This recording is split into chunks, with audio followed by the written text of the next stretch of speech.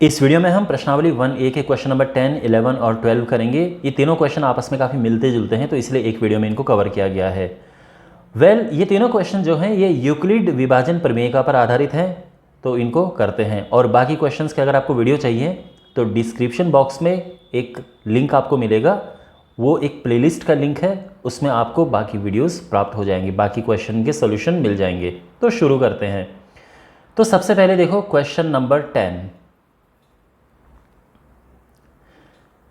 दिखाइए कि प्रत्येक धनात्मक विषम संख्या 4q+1 4q+3 के रूप में होती है जहां q कोई पूर्णांक है। तो जब भी हमारे पास क्वेश्चन आता है, बहुत इंपॉर्टेंट चीज़ है इसको देखना। ये क्या लिखा है? ये है 4, ठीक है ना। तो अब देखो ध्यान से हमें क्या लिखना है। तो यूक्लिड विभाजन प्रमेयिका से, क्योंकि इसमें यूक्लिड विभाजन प्रमेयिका लगेगी, ठीक है ना।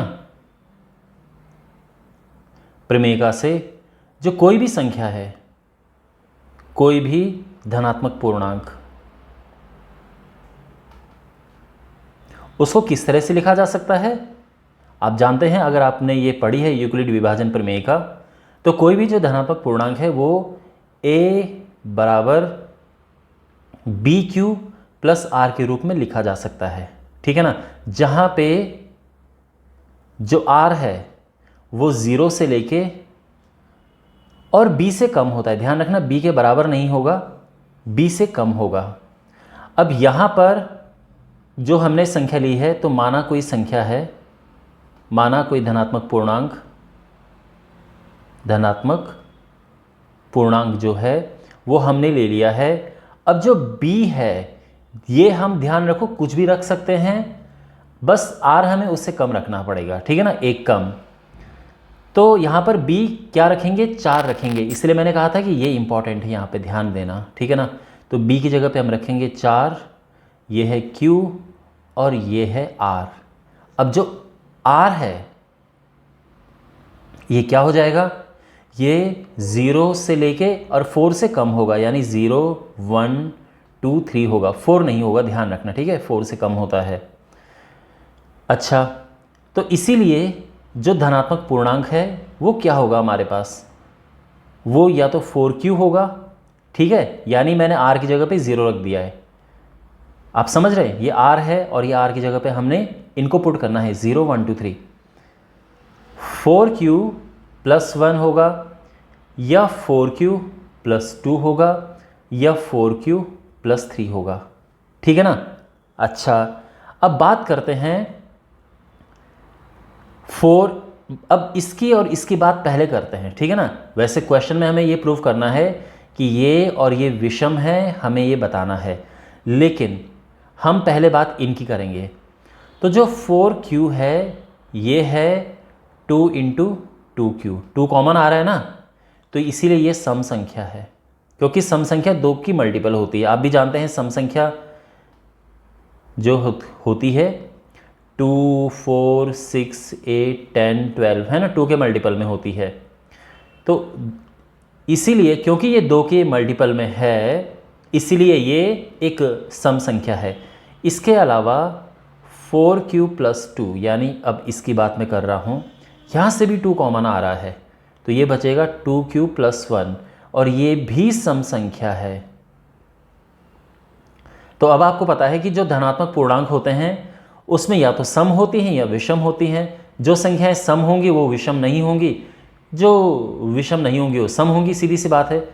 तो कहने का मतलब ये है कि अगर हम इनसे सम संख्याओं को हटा दें तो क्या बचेंगी? विषम बचेंगी ना। तो इसीलिए 4q+1, या इससे पहले एक और स्टेटमेंट लिखो, चूंकि 4q और 4q+2 सम संख्याएं हैं,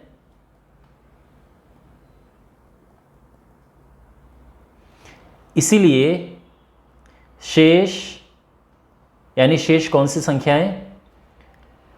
4q+1 और 4q+3 विषम संख्याएं होंगी।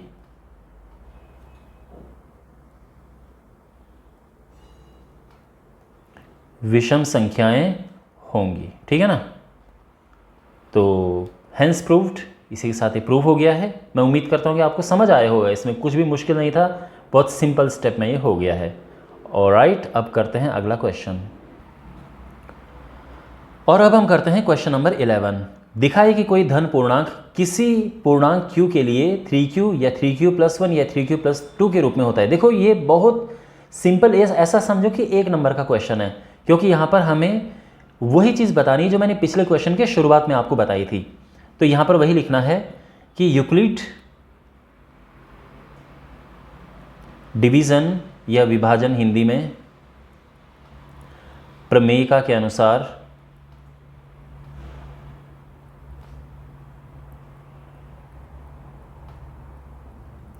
इसके अनुसार कोई भी धनात्मक पूर्णांक जो होता है, कोई भी धनात्मक पूर्णांक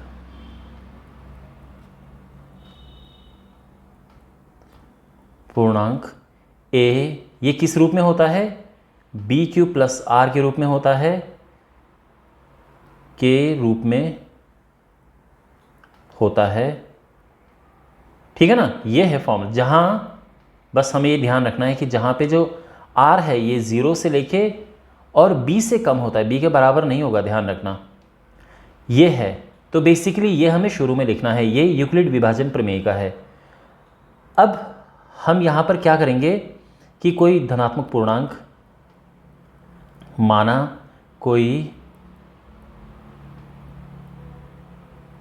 या यहाँ से माना हटा दो, तो कोई भी जो धनात्मक पूर्णांक है उसको हम कैसे लिख सकते हैं,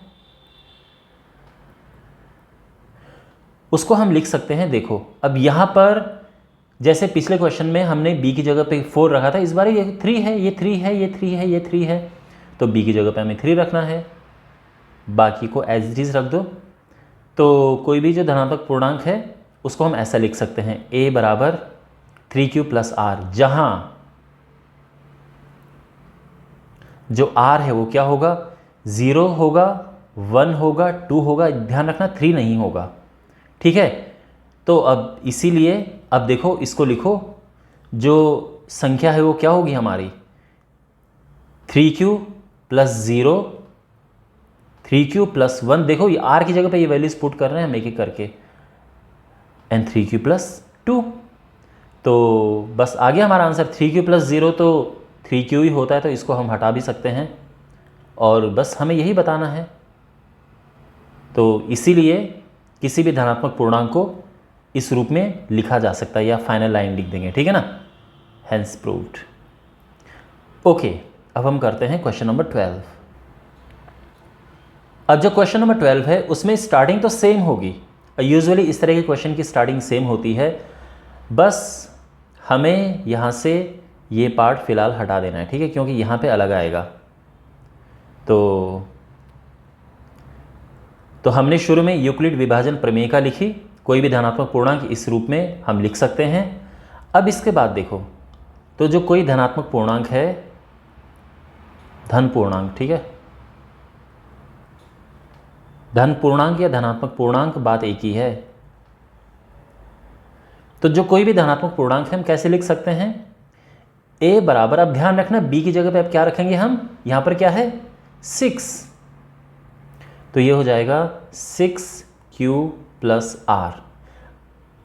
अब जहाँ पे r क्या होगा, तो r 0 से लेके लेकिन 6 से कम होगा, 0, 1, 2, 3, 4, 5। तो इसका मतलब ये है कि जो कोई भी धन पूर्णांक है उसको हम कैसे लिख सकते हैं। अब r की जगह पे एक एक करके वैल्यूज पुट करो। ध्यान रखना b हमारा 6 था, इसीलिए हमने केवल 5 तक लिखा। अभी तक आपको शायद ये बात समझ आ चुकी होगी। तो a बराबर 6q+0, तो 0 लिखने की ज़रूरत नहीं है, फिर 6q+1, फिर 6q+2, 6q+3, 6q+4 and 6q+5, ठीक है ना। तो इनमें जो हैं, यानी कोई भी जो धन पूर्णांक है उसको हम इस रूप में लिख सकते हैं, चाहे कोई भी धन पूर्णांक हो। लेकिन यहाँ पर बात है अब सम धन पूर्णांक की, तो एक एक करके इनको लेते हैं। एक एक करके कौन से लेते हैं, जो इस क्वेश्चन में भी लिखे हुए हैं। तो देखो 6q बराबर 2 कॉमन ले लो, 2 इंटू 3q, तो ये भी सम होगा, सम धन पूर्णांक। इसके बाद दूसरा है 6q प्लस 2, इसमें भी 2 कॉमन ले लो, 3q प्लस 1, तो ये भी सम धन पूर्णांक है। इसके बाद अगला क्या है 6q प्लस 4, तो ये है, इसमें से भी 2 कॉमन ले लो तो क्या मिलेगा 3q प्लस 2, और ये भी सम धन पूर्णांक है। देखो क्योंकि 2 का मल्टीपल जिसमें भी होता है वो सम संख्या होती है, ठीक है ना। तो इसका मतलब ये है कि किसी भी, देखो इसमें सारी की सारी सम संख्याएं कवर हो चुकी हैं, जो बाकी बचे हैं वो विषम संख्याएं हैं, ठीक है ना। तो हम लिखेंगे इसीलिए किसी भी सम संख्या को